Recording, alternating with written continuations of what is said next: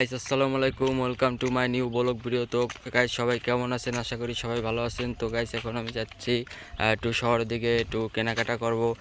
অনেক দিন হলো মার্কেটের দিকে যাওয়া হয় না। ঈদ তো চলে গেছে, প্রায় 10-12 দিন হয়ে গেছে। তো আমার গরমের কিছু টি শার্টের কালেকশন লাগবে, তো যাচ্ছি। তো যাওয়ার পথে দেখলাম সুন্দর খেজুর গাছে, এই যে দেখতে পাচ্ছেন গ্রামে রাস্তার আশেপাশে যে খেজুর গাছগুলো হয়ে থাকে, এই যে দেখতে পাচ্ছেন কি সুন্দর সুন্দর খেজুর গাছ। এগুলো থেকে শীতকালে মূলত রস সংগ্রহ করা হয়। সেই রস থেকেই গুড় তৈরি হয়। এই যে দেখতে পাচ্ছেন খুব সুন্দর সুন্দর খেজুর গাছ। আহ, আহ, তো আমরা যাচ্ছি, আপনাদেরকে দেখাবো।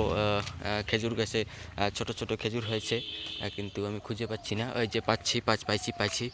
এই যে গাছ দেখুন কি সুন্দর ছোট ছোট খেজুর হয়েছে, অনেক দূরত্ব, তাই ক্লিয়ার দেখা যাচ্ছে না। এই গাছটাও এই যে